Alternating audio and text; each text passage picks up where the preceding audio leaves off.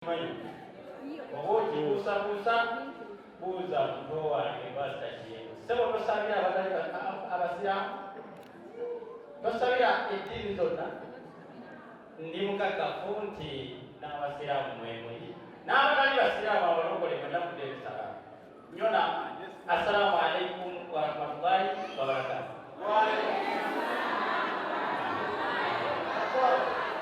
Barakallahu fikum wa jazakallahu agomba kutagala abaffe tuli mu kkanisa neeyanziza nnyo nnyini ddala nate okukkiriza n'okuddamu ne mundabako wano mu maaso g'ekkanisa eno okuviira ddala mu myaka miwanvu egiyise okuviira ddala ku kitaffe omusumba Pastor bwe yali ng'akyali mulamu ye musumba eyali eŋŋamuli eyasooka okukkiriza n'ennyimirira oba n'ennyingira mu kyaki n'enzija wano mu kituuti n'enjogerako eri abantu ekyo mukubire mu ngalo abasumba abalala bonna bantya ekyo mukikkirize mukigaane mukiraba abasumba abasigadde bonna bantya bonna mikwano gyange buli musumba gwe mumanyi ow'amaanyi mukwano gwange olunaku sizirira nga soogedde n'abasumba bawera musanvu ab'amaanyi mu kibuga bwawe naye tebakkiriza kumpaayo wadde chance emu bwezi okwogerako mu kyakyezi zaabwe oba ku TV zaabwe munzikirize ne kano kayiseewo si mulumba mbagambye mukwano gwange abasumba ab'amaanyi bonna balina TV ne radio naye temuli akkiriza nze sisobola kutwala nnaku bbiri nga soogeddeeko na musumba wange gwe mpita Pastor Ujingo naye omukyalo anti atayinza kumpaayo ku TV yo wadde sekendi sebbiri yagamba nti ekkana ne wali bwe nkulabanga ku geeti emu bweti nkutwaza mbwa lwaki kana ninja kuleka nkalu ekyo bantya naye neebaza nti omusumba Pastor Jebu akkiriza n'ambeeta mu kyaki wano mukikubire mu ngalo ekyo kiraga ki tiwamaanyi wallahi kitaffe nga tannawummula yaliwo wano nga musumba naye abasumba bonna empale zaali zibaganda nabwe bati tewaali muntu amwenkana ku mutwe gwe yalina Allah bwe yali yakola nakuno kujjwa bwe yagenda bwati muli basse ekikkowe ne batamanya nti ate embwa ezaalambwa ente ezaalante tebamanya nti waaliyo empalirwaga nga ye musumba waffe Jebu era mulaba akola ebyo byennyini kitaawe bye yali akola olwaleero mundaba wano mbadde siri wakujja abooluganda mbeera bizi kyoyo kukiwulira nakati mbadde siri wakutuuka kudduka nga muganda wange oyo nomuto wange lwakuba kati ye mukulu wange olw'ensonga engatto ze yayambala yaba mukulu wange naye nga mu myaka abeera muto wange so mbadde siri wakuva wano paka nenkolo emanimere naye nziruka olwakadde nembaako gyenina okutuukirira n'endala ngenda kwebaka essaawa 10 ate 2 nzituke embeere nga ntandika okusabira abantu bange abantuukako eri okubasomera ejjuwa nabwekityo nyongera okwebaza musumba wange Jengo oba musumba waffe Jengo olw'obuvumu bw'alaze abooluganda abasinga obungi tetuli wano tetuzze tuzze wano kubeera nti tusabira wano la tuzze olw'omukwano gwe twalina ku kitaffe oli ate nga tulaba n'omwana gw'atandise okukula ku mukwano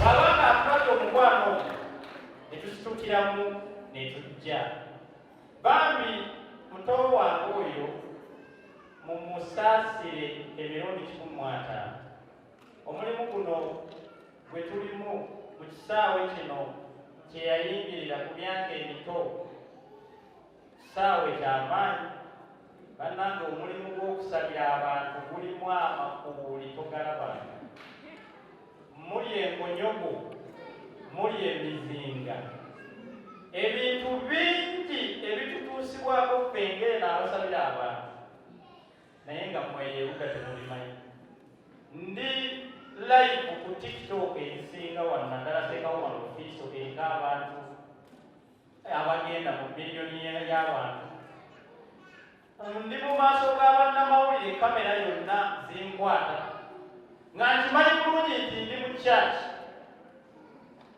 era ey'abalokole naye muganda wange musumba Jengo ogenda kukulira olunaku olw'enkya yayingiza abasiraamu mu muziki yayingiza abasiraamu mu church zamwana oyo antabi agenda kusuula ekyaki ya kitaawe yolingo ya kitaawe banaye nekyaki ya mukama nekyaki ya Katonda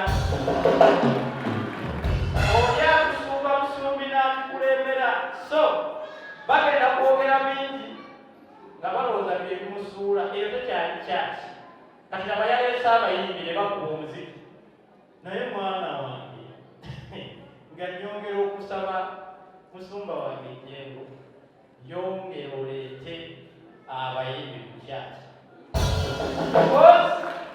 buli abajja mu kyaki wano bajja nga balina obulwadde teri bulwadde bulumanga wa stress munnange ogenda n'onoonya ssente ne zikubula n'onoonya w'otunula wodde akatulabawo bw'oba omanyi nga ku kyaki wajja kubaayo emirembe wajja kubaayo omuziki n'ebisanyusa odduka ogenda mu kyaki bwebanga teriimu bisanyusa onoonya muguwa w'etuge so gavumenti yalibadde nga egwamukuwa ekirabo gwaleese ebintu bibiri mu kyaki n'oleetamu abayimbi n'oleetamu n'ekigambo kya Mukama byonna biryowa myoyo era mbadde nsaba kwongereko n'ekitiibwa kino kuba abalala kye batamanyi nga bakiyisaako buyisa maaso bw'obeera nti oli musumba waffe ate oli dokita waffe ow'ebino bannanga abeera tuka nabwekityo engeri musumba wange gye wayingirira omulimu guno Katonda si gwe wagwira oba Katonda yakuteekako obuvunaanyizibwa buno ng'emyaka gikyali mito munnange omulimu gwe wayolekera munene but ninamu ensobi ebunyenkunenyaamu naye oba oli awo gagitereeza ensonga lwaki ndi wano endabikira nga wagitereezezza munnange tuli wano nga omuntu eyabyudinga omusingi gw'okuyimirira wano yali mukadde waffe oli eyagenda ng'atwagala nnyo buli omu yavumirwa ebivumo bingi ng'aleese mu kyaki yavumirwa ebivumo bingi ng'aleese abalalu mu kyaki abayimbi mu kyaki abadongo mu kyaki naye n'aguma n'amusembeza buli omu yalina ng'enkwata gyeyamukwata ng'amusembeza naye muganda waffe olina engeri gy'obadde otwesambako ebimu omulimu guno Katonda gwe yakuwa ogw'okusumba abantu gulimu enkonyongo gulimu ebiri n'okuwabulwa bingi mu kukwata ku mukono tukuyambeko nga ffe bakulu bo naye wallahi kale tulaba bwe bakujja mbaddeko n'abayimbi olwaleero oba baserebuliti ab'amaanyi be mbadde njogera nabo ku ssimu naye nga bagamba omwana yatwesamba twali bakwano ba muzeeyi kati omwana yatwesamba tukole tutya banange mujja olwaliro twegatte ate erina omukolo egundi ate erina omukolo egundi. So nsaba musumba waffe Jjengo okole nga taata bwe yakolanga. Taata buli muntu yamutwalirangayo nga bwe yali omulalu ng'amutwala nga mulalu, naye noonya yamuyinanga bukyamwagaza mu bulalu bwe n'amusembeza. Nojja ng'olwa enjagayo naawe ng'olina akatebe w'otuula ewali muzeeyi, nojja ng'oli mubbi n'afuna waakutuuza. Nze ekyamazima nali ngobeddwa ku TV eno. Mu TV temundabyeko mu ggwanga lino lyonna Uganda. Nasookera kuweereza oba kulabika ku TV eyawano e Kawaala ABS. Nga se enva wa Muzeeyi, ekyamazima nabbi omukazi yangoba. Nina ebintu ebimu bye mbadde nganda byonna binyingi nga nabbi omukazi atyaba olululu yali bisigenda kuddamu. Naye nga mutunuulira bweki social media ku mawulire nga naye ono omukyala. Wallahi nabbi omukazi yangoba, naye omusumba pasita yayansembeza n'agamba tuula awo yogera babirikodinge. Omwana ono ye yali abirikodinga simulaba oyo omuwala oyo.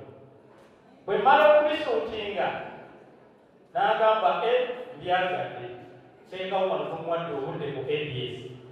Nabbi omukazi n'agaana n'agamba sibulina, n'agamba oba tewali budde muwadde ku bwange. N'agemera ku budde bwe n'etandika okusomesa eggwanga.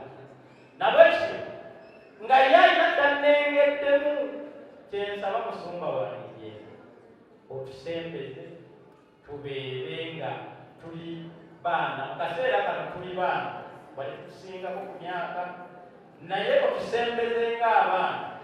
Tulina ebimu bye tujja okukuwabula bingi nga bw'okiwulira. Kino ekisaawe kye wayingirira oba Katonda obuvunanyizibwa bwe yakussaako, enkonyoge ezibulimu mukwano otaba nokugumiza butwe. Bakwambudde ne batuteeka eri ebitiibwa ne tubyeyambulezeka ne tuzirwana. Waliwo ajja nga tujja musiriikirira, waliwo wekyetaagisira ng'okusirika tekumala byonna. Naye olina okwekwatako ebimu ne tukuwabula ne tugamba awo togenda, awo genda, awo giraba oti. Naye ekyamazima abantu nga bwe nkugambye basitudde abasinga obungi bagamba omwana yakwesamba, tesigenda genda, omwana yakwesamba. So ekyo nga kiwedde, twongere okwebaza omusumba waffe, tumukubire ku bugambo bw'amaanyi. Olw'omukugo ogwakutikibwa mu myaka emito okusanga nga olwaleero awereza emyaka 5 ng'asumba endiga, kyokka nga kyaki ekyagwatiridde bweti nga bakiramu. Abantu we bali nga basumbidde emyaka 2 nga mu kyaki mubeeramu abantu 3 5 kozi n'obutemu obwereere. Naye omusumba waffe okulaba nga Katonda yamugondomolako ekyengera, bannange erikulwala okuyita rahma. Rahma omukisa ogwo Katonda yakugaba. Abantu bangi bajja nga basumba nga balooza katukulenga bwe tukwakola ne bigaana. Kyekifaanana nene ewaffe mu dduwa mulabye abasajja abazze okusomera abantu edduwa ne bigaana, naye musumba Jjengo oliko buzibu. Tetunuulira ebyengera bya Mukama ngamba waawo okikola otya, otambula ozibiza ng'olina endiga eziyira.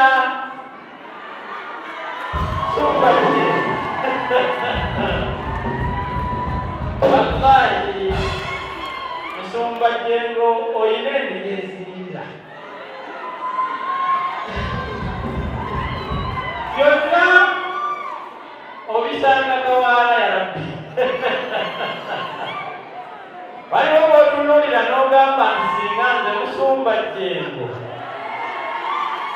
oba njazikemu kansolingi ennaku nga 3, bayinza okuzaala buseekamu malu ng'enkumi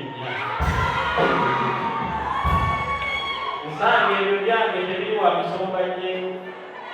Ye Musombajje ng'akola mulimu gwa Mukama ogwamuweebwa, naye nga mu kkanisa mulina okubeeramu omusajja.